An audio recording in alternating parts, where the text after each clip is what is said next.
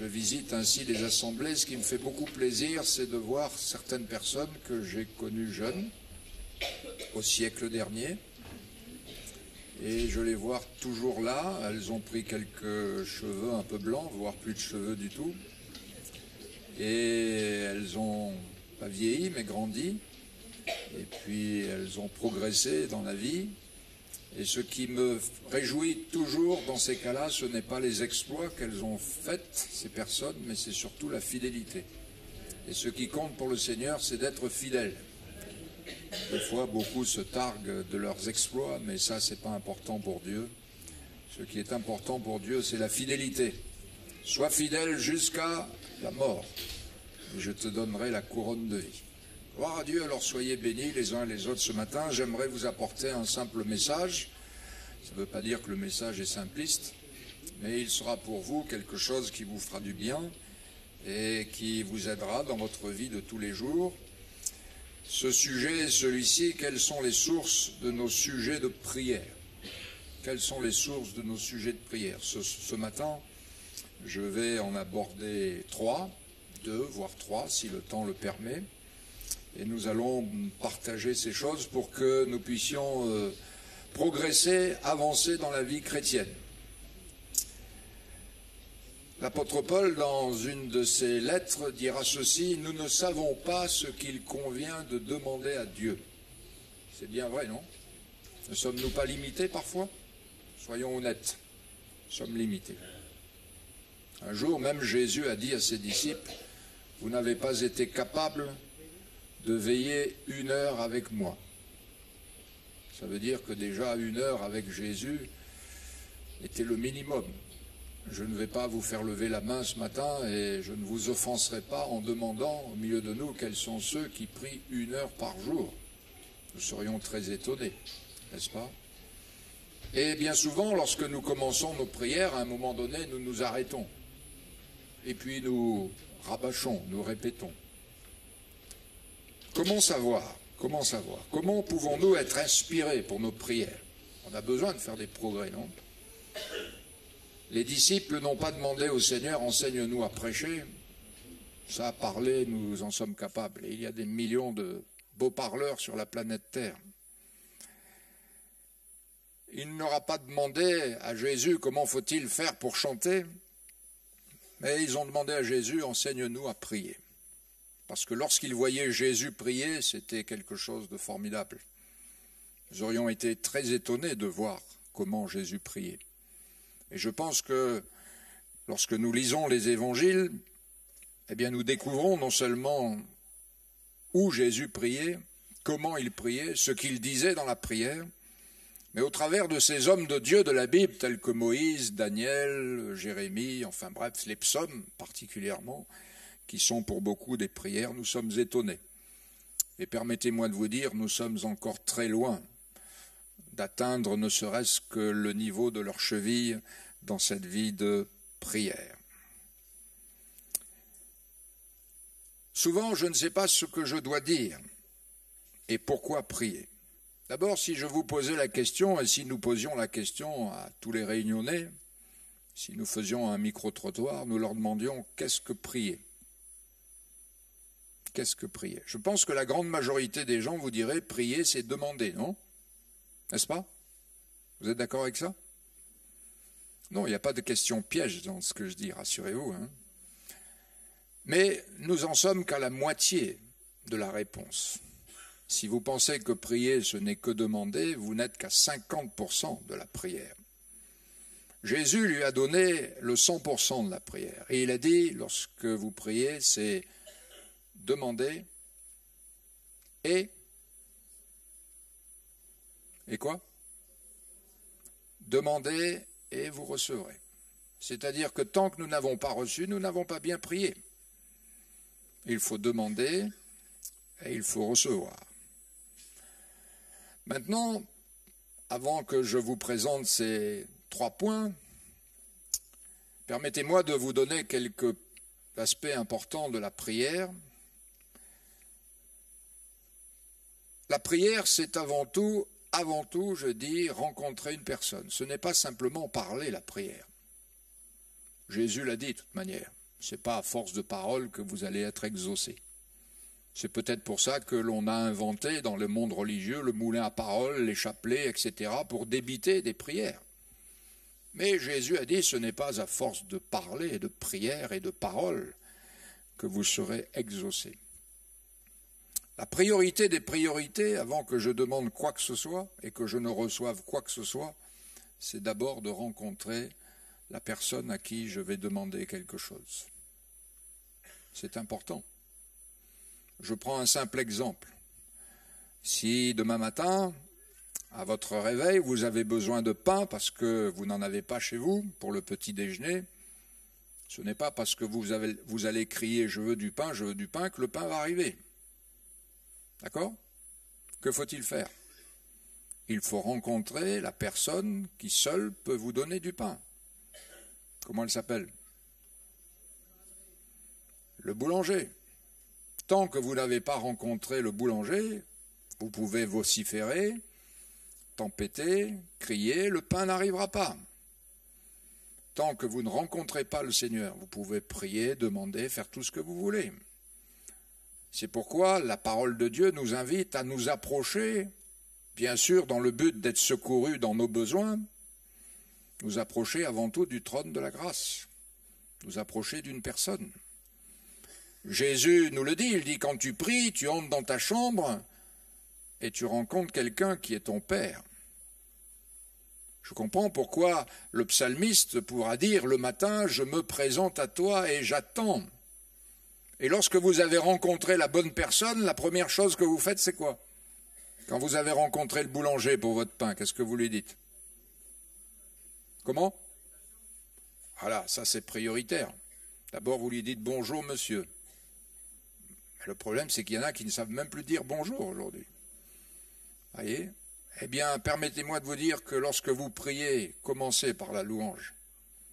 Commencez à bénir le Seigneur pour ce qu'il est, pour ce qu'il fait. Ça donnera du poids à votre foi. Parce que lorsque je dis, Seigneur, tu es tout-puissant, tu es glorieux, alors quand je vais demander, je sais qu'il est tout-puissant et qu'il est glorieux et qu'il est capable. Alléluia. Donc la prière, c'est d'abord rencontrer Dieu, puis demander et recevoir. Demander et recevoir. Et entre demander et recevoir, eh bien malheureusement ou heureusement, ça dépend des situations, il peut y avoir un certain temps. Ce temps s'appelle la patience, parce que c'est Dieu qui a son heure. Nous aimons les choses tout de suite, n'est-ce pas? Nous sommes des gens pressés, tellement pressés que nous pensons que Dieu est pressé. Mais Dieu ne se promène jamais avec cette petite ustensile qui s'appelle la montre. Dieu n'est pas lié ni par le temps, ni par les circonstances, ni par les lois. Dieu a son temps. Et si nous chantons ce cantique qui dit « Dieu fait toutes choses belles en son temps », attendez le temps du Seigneur.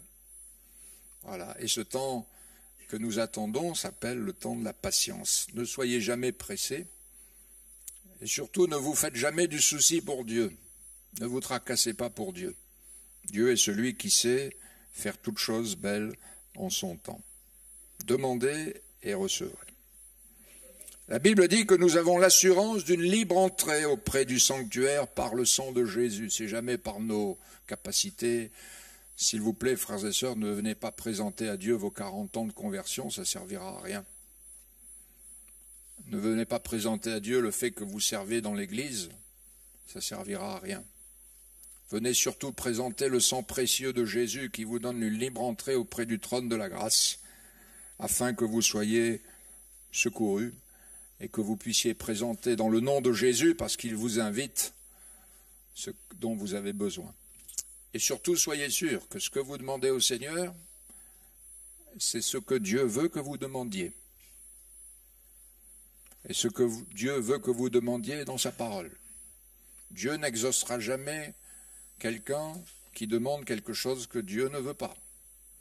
Au pire, si nous sommes têtus comme des Balaam, au bout de la 3e fois, il nous dira oui, mais ce sera pour notre destruction.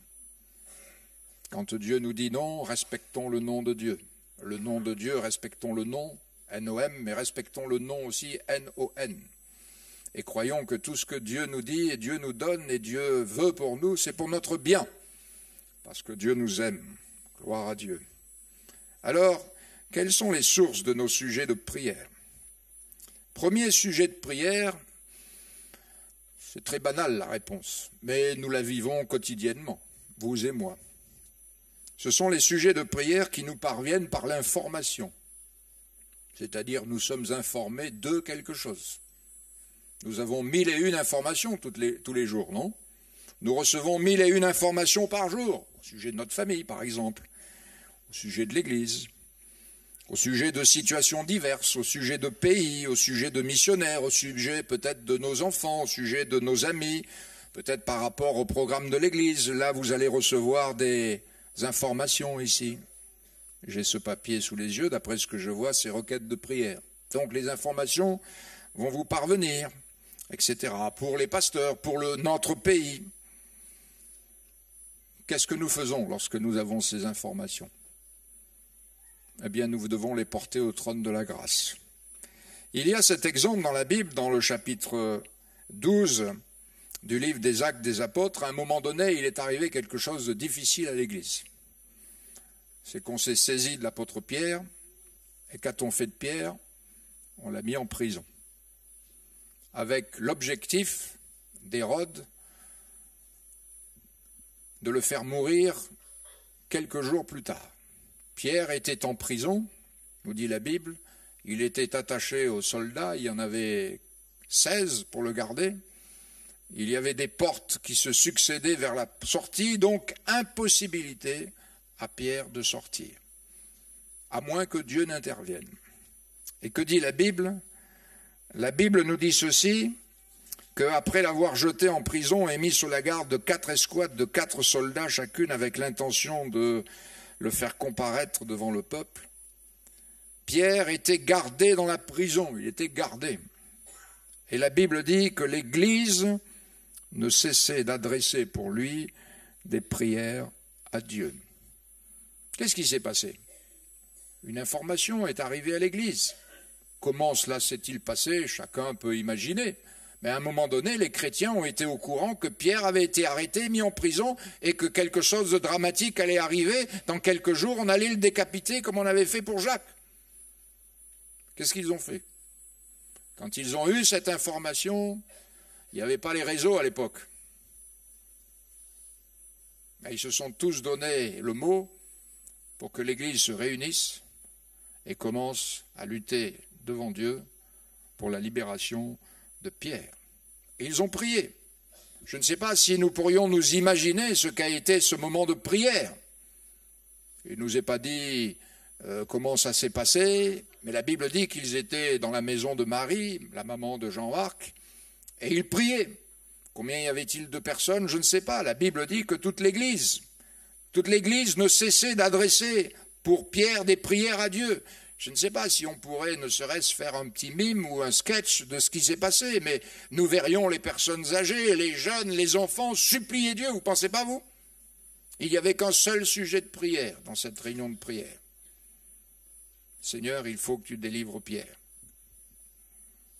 La prison, elle est infranchissable. Les portes sont fermées, il y a 16 soldats pour un prisonnier. Il faut que tu libères Pierre.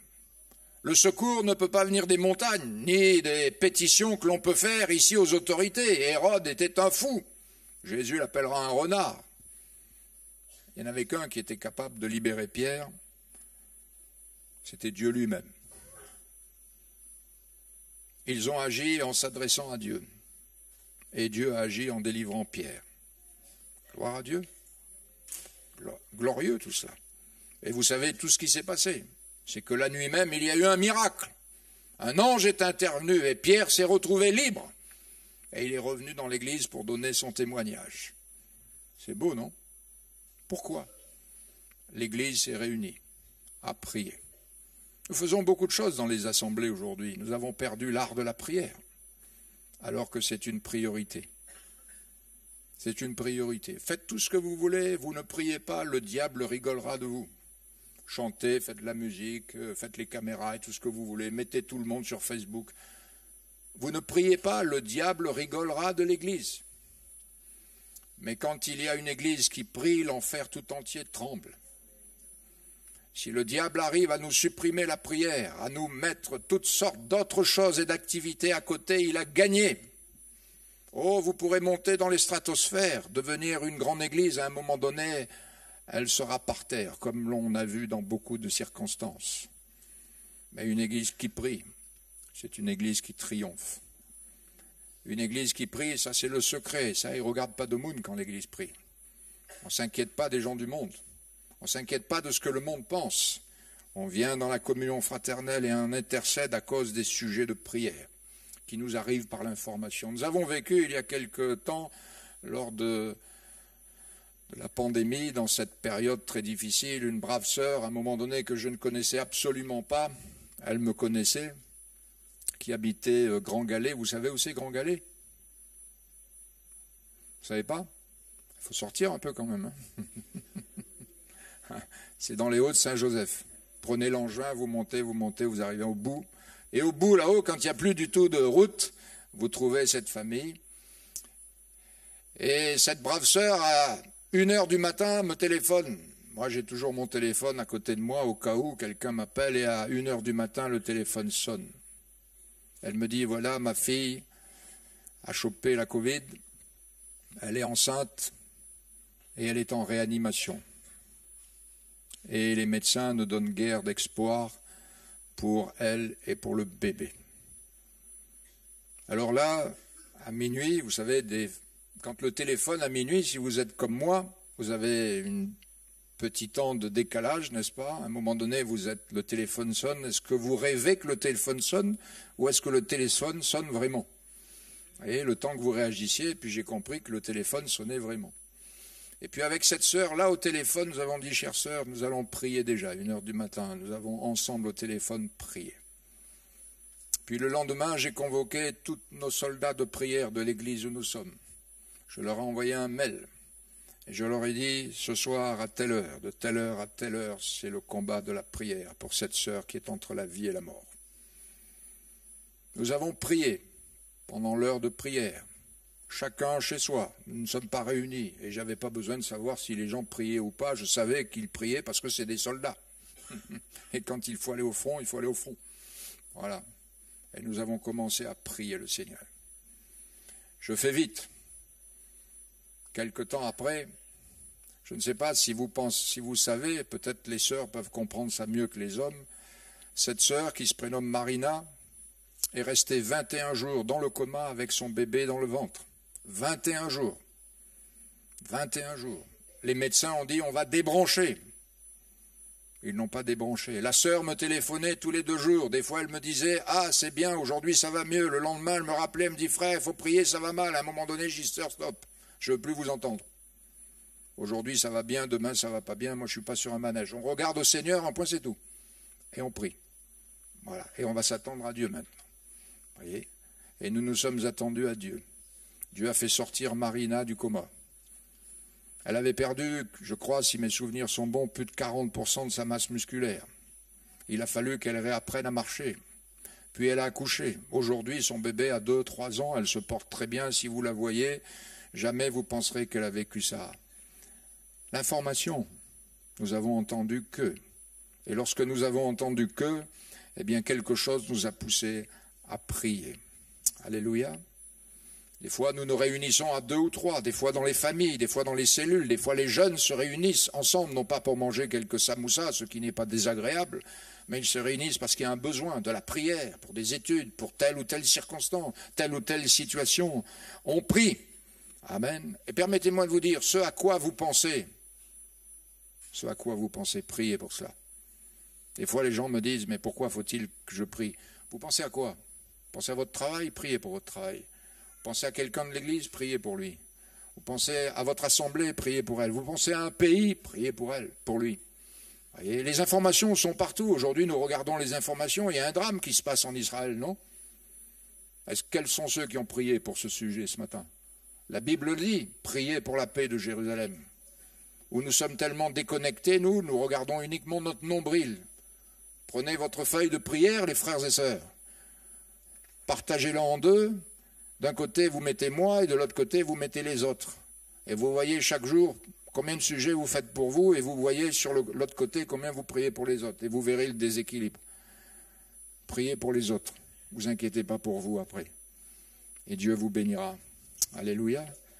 N'oublions pas non plus la communion fraternelle qui est indispensable. Nous nous privons souvent de la communion fraternelle. Les gens viennent au culte, mais la semaine, vous ne les voyez plus. Et ensuite, ils ont des problèmes. Et après, ils vous envoient un petit mot, ils vous envoient un texto, ils vous envoient un mail, priez pour moi. Oui, on veut prier. Mais n'oublions jamais, frères et sœurs, que dans la communion fraternelle, nous avons souvent les réponses de Dieu pour nous personnellement. Je répète cela. Dans la communion fraternelle, nous avons souvent les réponses de Dieu pour nous personnellement. Il n'y a rien de méprisable dans la communion fraternelle, parce que Jésus est présent et c'est lui-même qui agit par le Saint-Esprit au milieu de la communion fraternelle. Bien souvent, quand nous sommes dans la détresse, que faisons-nous? Nous prions Dieu, oui, nous prions. Bien sûr, quand je suis dans la détresse, je prie. Quand vous êtes dans la difficulté, vous priez chez vous, n'est-ce pas? C'est normal, c'est bien, et il faut le faire. Et nous avons raison de prier de cette manière. Et nous nous attendons que Dieu réponde à notre prière. Et nous croyons que Dieu répond à notre prière, il faut le croire. Mais comprenons que la réponse à la prière peut bien souvent, pour chacun d'entre nous, se trouver dans la communion spirituelle fraternelle. Nous sommes un corps, non? Et si un membre souffre, les autres membres souffrent. Je ne peux pas dire à l'autre, je n'ai pas besoin de toi. Si je dois marcher, j'ai besoin de mes yeux. Mes pieds ne peuvent pas dire à mes yeux, je n'ai pas besoin de vous. Tu ne peux pas dire, je n'ai pas besoin de toi, de l'autre. Peut-être quelqu'un dira, Seigneur, je ne suis pas bon, mais il y a dans la communion fraternelle, dans la communion spirituelle, le secours de Dieu pour chacun d'entre nous. Parfois, nous disons que le Seigneur ne répond pas. Ça nous arrive, hein? Seigneur, ne réponde pas moi. Mais il demande là-haut, ne réponde pas. Ce n'est pas que le Seigneur n'a pas répondu, ce n'est pas cela du tout. C'est que malheureusement, nous ne sommes pas venus chercher la réponse dans la communion fraternelle. Et nous ne sommes pas venus là, au milieu des frères et sœurs, pour puiser des forces. Nous ne sommes pas venus puiser la richesse de Dieu, que Dieu avait mise en réserve à travers peut-être un don spirituel. Je suis sûr qu'au milieu de vous, il y a des frères et sœurs qui peuvent attester, Dieu m'a donné une réponse par un don spirituel. Dieu m'a donné une réponse par une prédication. Dieu m'a donné une réponse par un chant. Dieu m'a donné une réponse ne serait-ce que par un sourire de quelqu'un ou bien une parole d'un frère et d'une sœur. Quand je l'ai côtoyé, il m'a dit bonjour, il m'a dit quelque chose, il ne savait rien de moi. Cette parole a touché mon cœur, elle m'a fortifié. Alléluia. Amen. Si mon père était là, il vous aurait dit pourquoi vous ne dites pas Amen. Comprenons-nous? N'est-il pas écrit qu'il est doux et agréable pour des frères et des sœurs d'être ensemble? Qu'est-ce qu'il y a ensuite? Connaissez-vous la suite? C'est là. C'est là quoi? Que Dieu envoie sa bénédiction. Et quoi encore? Et la vie pour l'éternité. Il est évident que si l'on se prive de la communion fraternelle, on se prive d'avoir soin les uns des autres. N'est-ce pas ce qui se passe dans une famille? Qu'est-ce qu'il y a dans une famille? Papa, maman, les enfants, les petits-enfants, les belles-filles, enfin bref, si on élargit la chose. Mais est-ce que quand quelqu'un a besoin, il ne peut pas trouver chez l'autre le secours? Et combien de fois nous avons dit à l'un l'autre, écoute, tu aurais quand même pu m'appeler, je t'aurais aidé, non? N'est-ce pas? C'est pas comme ça que ça se passe chez vous? Vous êtes si égoïste que ça? C'est pas comme ça que ça se passe? Attends, mon fils, ma fille, ma belle-fille, mon beau-fils, mon petit, tu aurais pu m'appeler quand même. Parce que nous sommes très disposés à aider, selon nos capacités, oui. Mais nous sommes très disposés à aider. Si nous voulons vivre l'exaucement de nos prières, Dieu répond souvent à ces prières au sein de la communion fraternelle. Je comprends pourquoi ils étaient tous les jours ensemble. Regardez, ne serait-ce que cela. La Bible dit qu'il n'y avait aucun indigent dans l'Église primitive. Est-ce qu'ils étaient tous des millionnaires? Non, pas du tout. Puisque de notre côté, il nous est dit de nous souvenir des pauvres, de l'Église. Mais les gens étant tous ensemble, eh bien, ils voyaient quels étaient les besoins des uns et des autres, et ils s'entraidaient, ils se motivaient, et l'un pourvoyait à l'autre, et ainsi il y avait une riche et grande bénédiction. Amen. Nous entendons 1001 informations. Prenons ça en compte. Et puis prions. Amen. Deuxième point. D'abord, le premier, ce sont les sujets de prière qui nous parviennent par l'information. J'entends. On m'a dit, tiens, ce matin à l'église, il y a tel ou tel chrétien qui a besoin. On va suppléer le Seigneur pour que Dieu le bénisse. Deuxième réponse, les sujets qui nous parviennent par la lecture de la Bible. Savez-vous que vous pouvez puiser beaucoup de sujets de prière dans la Bible? Lisez avec moi, si vous le voulez, dans Daniel chapitre 9. Daniel chapitre 9.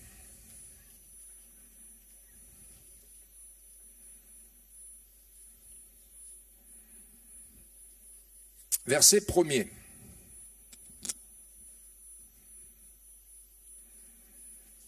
La première année de Darius, fils d'Assuérus, de la race des Mèdes, lequel était devenu roi du royaume des Chaldéens. La première année de son règne, moi, Daniel, je vis. Je vis comment? Comment il a vu? Il vit par les livres. Qu'il devait s'écouler 70 ans pour les ruines de Jérusalem, d'après le nombre des années dont l'Éternel avait parlé à Jérémie le prophète. Alors, juste une question, vous avez la réponse sous les yeux. Quel livre était-il en train de lire? Dites-moi quel livre? Comment? Vous me rappelez mes jeunes classes scolaires. Quand l'institut ou le prof posait une question, tout le monde disait, pour faire croire qu'il avait répondu. Et le prof disait, c'est bien, c'est ça, tu parles, on n'avait rien dit du tout. Ah, ça vous rappelle quelque chose aussi. Il était en train de lire le prophète Jérémie. Ok? Bon, il vit par les livres, parce qu'il y avait certainement plusieurs rouleaux. Nous, est-ce que vous l'avez, le livre de Jérémie, avec vous? Nous l'avons. Et vous savez que Jérémie avait prophétisé cela. Quand 70 ans seront accomplis, vous rentrerez au pays. Et il voit cela dans le livre. Il réfléchit. Depuis que Nebuchadnezzar a amené à Babylone tous ces réfugiés, il compte, il dit, mais le temps est là. Et que fait-il? Regardez le verset 3. Je tournai ma face vers le Seigneur Dieu afin de recourir à la prière et aux supplications en jeûnant et en prenant le sac et la cendre. Je priai l'Éternel mon Dieu et je lui fis cette confession, Seigneur Dieu grand et redoutable, etc., etc. D'où lui est venu le sujet de prière? D'où lui est-il venu ce sujet de prière? De la Bible. Nous avons tous une Bible. Et lorsque je lis la Bible, je fais plus que lire la Bible. J'entends, je vois. Lui, il faisait plus que lire, il a vu. Qu'a-t-il vu? Il a vu quelque chose qui l'a poussé à l'action. Non pas dire Alléluia, c'est bon, c'est bien. Non, non, non. Si la parole de Dieu t'indique un sujet de prière, c'est pas simplement pour que tu réussisses, tu te réjouisses en disant ah, Dieu a dit, c'est pour que tu viennes le prendre. Ce que Dieu te dit, il te le donne. Et ce que Dieu te donne, il faut que tu viennes le prendre. Et tu ne peux le prendre qu'en demandant et en recevant. Alléluia. Il a eu recours à la prière. Vous savez que la foi vient de la parole de Dieu, vous le savez ça? Et la foi, c'est un concept qui est vide. C'est comme l'amour, c'est vide s'il n'y a pas des œuvres derrière. Aimer, aimer, je t'aime, sans rien derrière, ça ne veut rien dire. Avoir la foi, j'ai la foi, si ça ne produit pas quelque chose, c'est mort, ça ne tient pas la route. Mais la foi, en action, elle va se manifester par la prière pour recevoir les promesses de Dieu. Quand Daniel a vu cela, quand tout d'un coup il a découvert dans le livre de Jérémie que le temps était accompli et que maintenant Dieu avait dit au bout de 70 ans, le peuple va rentrer en Israël, il n'a pas commencé à envoyer des smileys à tout le monde. Il s'est mis à genoux dans sa chambre, ouvrant la fenêtre de Jérusalem et commençant à supplier Dieu pour dire « Seigneur, accomplis ta parole ». Alléluia. Lorsque nous lisons la Bible, frères et sœurs, il y a des paroles qui nous touchent. Tout d'un coup, c'est clair à nos yeux et nous voyons. Réjouissons-nous des promesses de Dieu, mais venons les chercher, venons les prendre. C'est joli les promesses de la Bible qui dit « Crois au Seigneur Jésus et tu seras sauvé, toi et ta famille ». Et nous lâchons ça comme des slogans. Mais la Bible dit « Crois au Seigneur Jésus et tu seras sauvé, toi et ta famille ». Amen. Nous disons Amen, mais est-ce que nous venons chercher cette promesse au pied du Seigneur? Est-ce que nous venons la réclamer? C'est un peu comme si vous voyez, permettez-moi l'exemple tout à fait basique et qui est très simple. Et si vous voyez sur un grand panneau 5.3, voilà, tel magasin fait tel produit gratuit, vous pouvez sauter de vos joies devant le panneau, hein, mais ça ne vous amènera pas le produit gratuit. Hein. Il faudra aller le chercher, non? Eh bien, lorsque tu vois une promesse, demande-la au Seigneur. Et attends-la. Parce que la promesse de Dieu s'accomplit toujours. Alléluia. C'est pourquoi il faut lire la Bible. Jeunes gens, jeunes filles, si tu veux guider ta vie, lis la parole de Dieu. Dieu a des projets de paix pour toi. On le chante, Dieu a des projets de paix, mais venons-nous les chercher, ces projets. Après on dit, ouais, mais je ne vois pas ce que Dieu veut faire, regarde, c'est toujours pareil. Ben, bien sûr, tu ne viens pas les chercher au pied du Seigneur. Est-ce que tu entres dans ta chambre, Seigneur, tu as dit ça, manifeste ça pour moi, je viens te les demander, je viens les vivre. Alléluia. Il faut arrêter d'être des chrétiens passifs. Hein, nous demandons, mais nous ne croyons même pas à nos prières. Regardez dans le livre des Actes des Apôtres, ils ont cité la Bible dans leurs prières. Voilà. Ils ont cité le psaume 2, après avoir été menacés, après avoir été interdits, ils ont cité la Bible, ils ont dit « Seigneur, vois leurs menaces ». Ils ont cité le psaume 2. C'est contre ton roi, contre ton saint serviteur Jésus qu'ils se sont levés. Et ensuite, ils ont demandé « Seigneur, donne à tes serviteurs d'annoncer ta parole avec assurance ». Amen. Combien sont ceux qui demandent à chaque réunion de prière ou chez eux « Seigneur, donne-nous des âmes, donne-nous des âmes ». Quels sont ceux qui le demandent? Levez la main. 1, 2, et les autres? Vous ne demandez pas?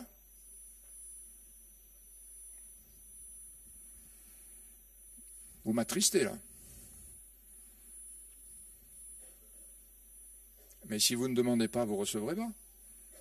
Vous savez, si vous êtes là ce matin, je vais vous dire, c'est que quelqu'un vous a demandé au Seigneur.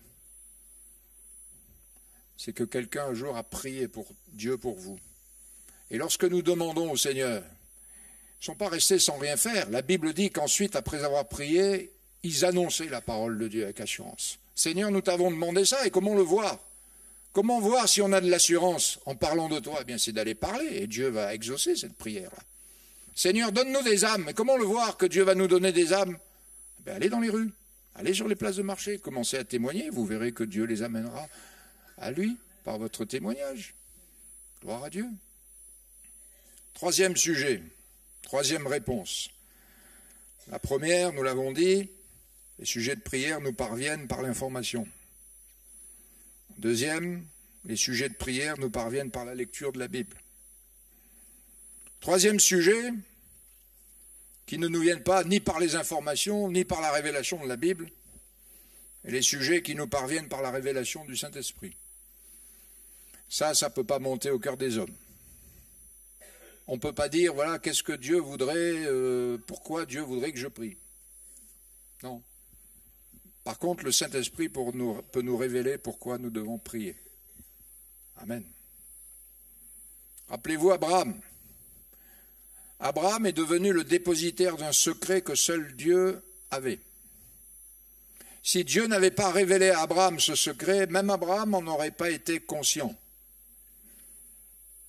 Et Dieu a dit, vais-je cacher à Abraham ce que je vais faire? Et le secret de Dieu a été communiqué à Abraham. Rappelez ce secret?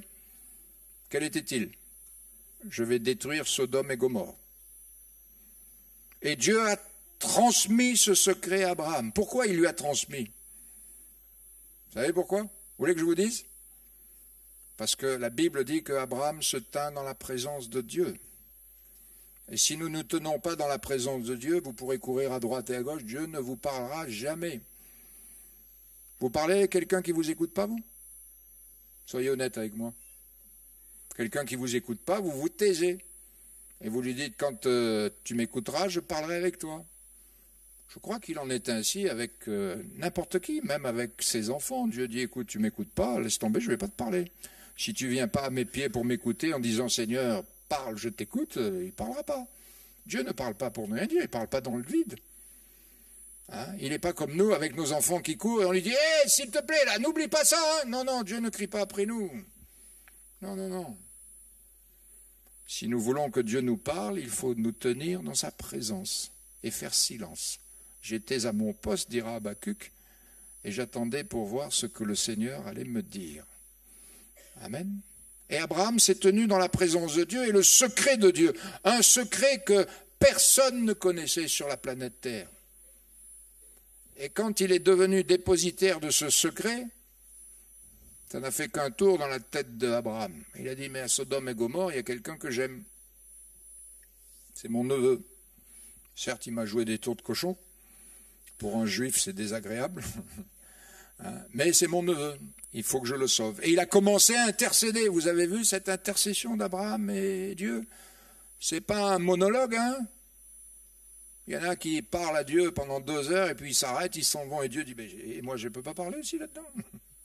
Hein? Il y en a qui font un catalogue. Seigneur, bénis ici, bénis là, tu vois ma maison, mon lapin, mon petit chien, tu vois mon travail, tu vois ici, et hop, on fait un catalogue. Non. La prière, lorsqu'on rencontre Dieu, c'est un dialogue. Il parle, je lui parle. Amen. Il m'écoute, je l'écoute. Gloire à Dieu. Et Dieu est intervenu. La prière d'Abraham a pu sauver Lot, sa femme et ses filles.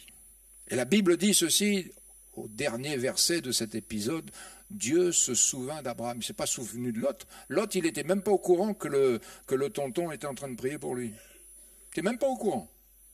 Il allait périr dans la flamme et la géhenne de Sodome et Gomorrhe. Il y en avait un qui a intercédé pour lui.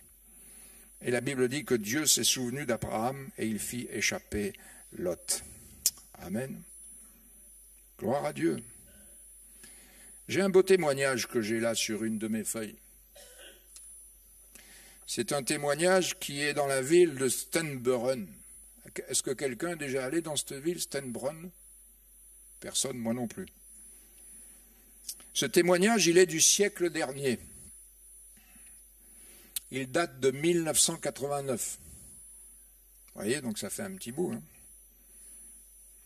Et cette personne qui a écrit ce témoignage, au milieu de nous, certains la connaissent. Certains la connaissent. Voici ce qu'elle dit. Vous seriez curieux de savoir comment Dieu est capable de faire les choses? Juste pour remettre le contexte, dans cette ville de Saint-Pierre, il y a un temps où mon père avait œuvré.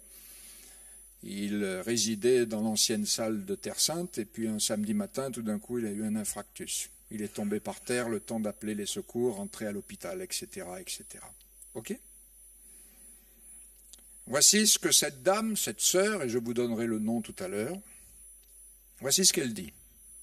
Cela fait, alors qu'elle était au courant absolument de rien du tout. Cela fait 1 mois que Dieu m'a mis dans mon sommeil le frère Cizeron malade provoqué par un surmenage. Et il m'a mis sur le cœur ce fardeau d'intercession pour lui.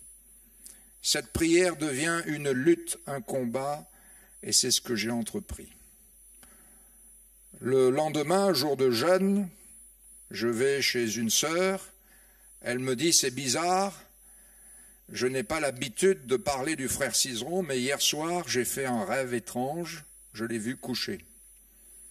Je lui ai dit que ce n'est pas étrange, Dieu m'a aussi averti hier soir, il y a quelque chose de grave, soit le frère est malade ou il va l'être, et Dieu demande l'intercession pour lui, il faut prier ardemment. J'ai continué à le faire. Hier, la chorale devait chanter. Pendant la scène, ce fardeau est devenu tellement pesant que j'ai pleuré sans pouvoir me retenir, suppliant « Ô mon Seigneur, je t'en supplie, délivre mon frère, relève-le s'il te plaît. » J'avais la conviction qu'il y a quelque chose. J'ai appris que le frère est malade. Elle a appris après. Bien que je m'attendais, cela m'a secoué, mais mon pasteur m'a dit « Dieu veut le relever. Il ne mourra pas, sinon Dieu ne t'aurait pas averti de cette manière. Je crois aussi que Dieu veut le relever, qu'il le rétablira parfaitement. » Et elle ajoute « Dieu n'avertit jamais si ce n'est pas pour relever. » Gloire à Dieu. J'ai demandé à quelques frères de l'Assemblée d'intercéder. Vous voyez, là, elle a fait part de l'information. J'ai demandé à quelques frères de l'Assemblée d'intercéder avec moi afin que par la prière, nous puissions former une muraille autour de notre frère et déjouer les ruses du diable. Pour moi, je loue le Seigneur de ce que je sais. Il a déjà répondu. La victoire, nous l'avons dans le vainqueur de la mort. Amen. C'est beau, non? Vous rendez compte? Alors que cette dame, elle habite à Stanburn. Allez savoir où c'est. Peut-être le pays de la choucroute, peut-être. Dieu lui a révélé quelque chose que personne ne savait. Bien sûr, nous le savions, mais elle ne le savait pas. Et Dieu a déposé dans son cœur un fardeau. Peut-être certains connaissent cette sœur. Elle est de chez vous. Elle s'appelle Anne-Marie. Ou elle s'appelait Anne-Marie. Elle est décédée maintenant. Anne-Marie Sarpédon. C'est ça? Quels sont ceux qui la connaissent? Voyez? Vous vous souvenez quand même, vous qui l'avez connue, que sa vie était particulière, ok, on est bien d'accord, mais une femme de prière, non? Femme de prière. Je vous garantis que s'il y avait une femme de prière dans l'église de Saint-Pierre, c'était bien elle.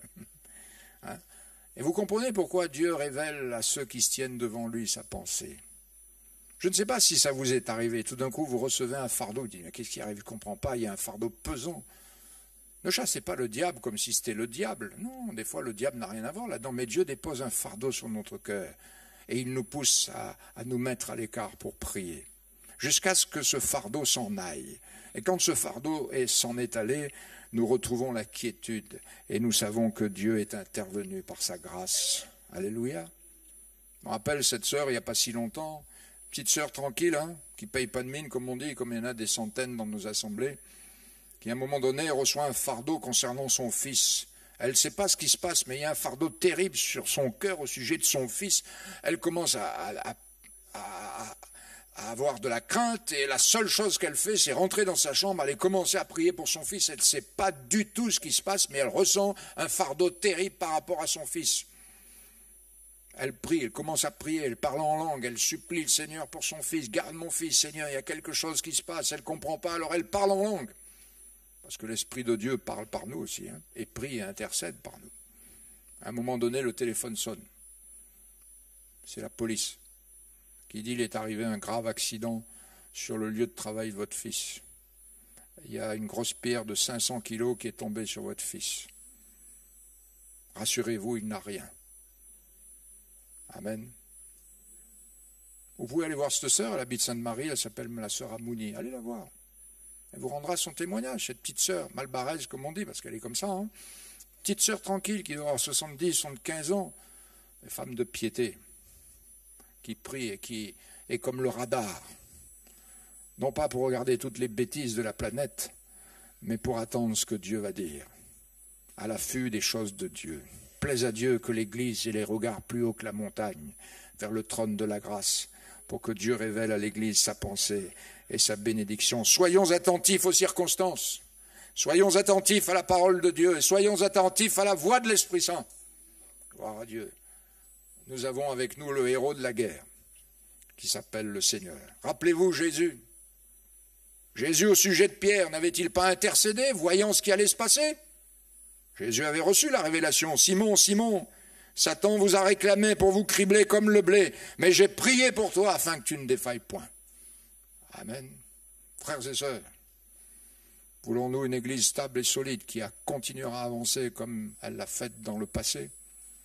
N'oublions pas, persévérons dans la prière, persévérons dans la parole de Dieu, persévérons dans la communion fraternelle, et le Dieu de gloire sera avec nous. Alléluia. Bénissons le Seigneur ensemble. Seigneur Jésus, ta parole est vraiment une source efficace de pleine satisfaction, d'autorité, de certitude, est un rassasiement de joie aussi. Bénis l'Église, je t'en prie, et dans cette assemblée, bénis chaque membre.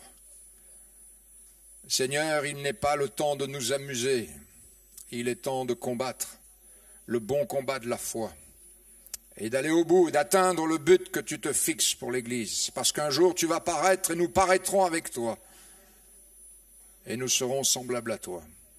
Tu as donné des armes efficaces à l'Église, alléluia, et je te bénis. Bénis mes frères et mes sœurs, je t'en supplie ce matin, bénis la jeunesse, garde-la en toi, fortifie-la, renouvelle-la, bénis les personnes âgées, celles que nous avons connues avec des années en plus jeunes, Seigneur, et qui ont continué, et qui continuent à combattre le bon combat de la foi.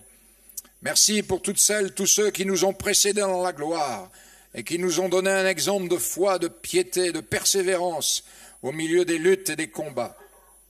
Parce qu'avec Dieu, nous ferons des exploits. Seigneur, bénis mes frères et mes sœurs. Alléluia. Peut-être qu'au milieu de nous ce matin, quelques-uns veulent prendre la décision de dire « j'écouterai ce que Dieu dit » parce qu'il parle de paix pour son peuple. Alléluia. Peut-être certains se sont relâchés dans ce domaine de la prière. Certains négligent même les réunions, la communion fraternelle, alors que c'est là que Dieu envoie sa bénédiction. Peut-être quelqu'un a besoin de dire « Seigneur, il faut que je me reprenne ». Alors mets-toi debout, je vais prier pour toi ce matin. Je vais demander à Dieu sa grâce. Si tel est ton cas, si tu dis bah, « c'est plus comme avant hein. ». C'est plus comme avant. Avant, je priais, avant, je venais aux réunions. Là, j'ai délaissé ça pour autre chose. Ben, remets Dieu au centre. Remets Dieu au centre. Et le Seigneur va te bénir. Alléluia. Remets Dieu au centre dans ta vie. Toi, chère maman, remets Dieu au centre pour la vie de tes enfants, pour la vie de ton mari. Toi, cher frère, remets Dieu au centre pour la vie de tes enfants, pour la vie de ton épouse. Remets Dieu au centre. Gloire à Dieu. Alléluia. Gloire à Jésus. Y a-t-il encore quelqu'un qui veut se mettre debout ? Oh, béni soit Jésus. Maintenant, je vais prier. Je vais demander à Dieu sa grâce.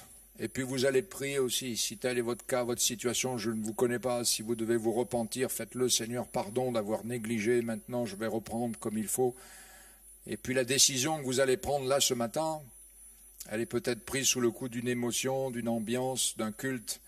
Ce que vous allez faire, c'est qu'ensuite vous allez réitérer ça chez vous, tout seul dans votre chambre, quand vous serez tout seul avec le Seigneur, quand il n'y aura plus les frères et sœurs, il n'y aura plus l'ambiance, il n'y aura plus la musique, il n'y aura plus les cantiques, tout seul vous allez dire « Seigneur, je réitère mon engagement avec toi.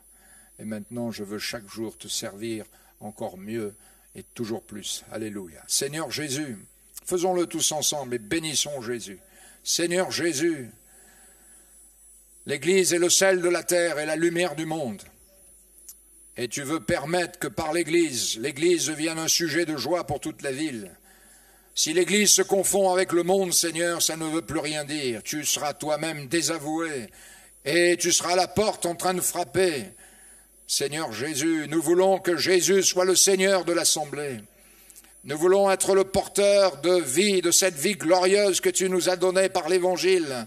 Seigneur, bénis mes frères et mes sœurs et encourage-nous.